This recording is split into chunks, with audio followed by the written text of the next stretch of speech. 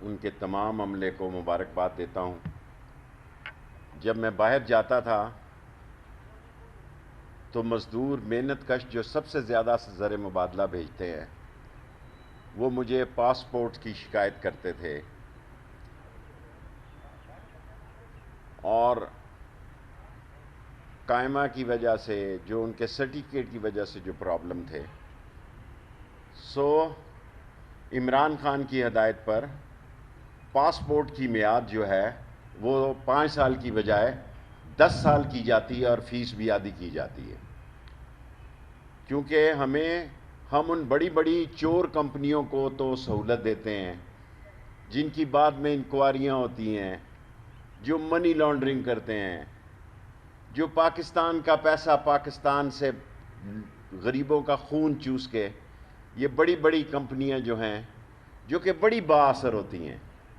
اور یہی وجہ ہے کہ ان پر ہاتھ نہیں ڈالا جا سکا، کیونکہ ان کے سورسز بہت زیادہ ہوتے ہیں۔ سو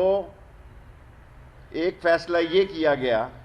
کہ جو لوگ 8-10 سال سے فارن مشن میں بیٹھے ہوئے ہیں اور واپس آنے کا نام نہیں لیتے، تمام جگہ پہ نئے آفیسرز بھیجے گئے ہیں، اور آج میں نے ڈی جی صاحب کو یہ ہدایت کی ہے کہ جو لوگ سفارشیں ڈھونڈ رہے ہیں اور واپس نہیں آ رہے، انہیں آج کے روز نوکری سے برخاست کر دیا جائے۔ وہ اس بات کے مستحق نہیں ہیں۔ اگر انہوں نے شہریتیں لے لی ہیں اور پسند کے فارن مشنز پہ وہ بیٹھے ہوئے ہیں، سو آج کی ڈیٹ میں اگر انہوں نے رپورٹ نہیں کیا کہ وہ واپس آ رہے ہیں تو انہیں نوکری سے فارغ کیا جائے۔ آن لائن پاسپورٹ کی سہولت جو ہے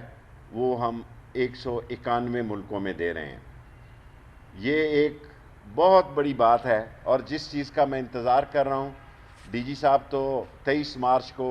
چاہتے ہیں، لیکن میری خواہش ہے کہ 100 دن کے اندر ای پاسپورٹ پاکستان کا ایشیا میں پہلا ای پاسپورٹ جو ہے وہ شروع ہو جائے، تاکہ یہ چخ چخ سے لوگوں کی جان چھوٹے، اور ای پاسپورٹ جو ہے اگلے سال کی ابتدا میں ہی لوگوں کو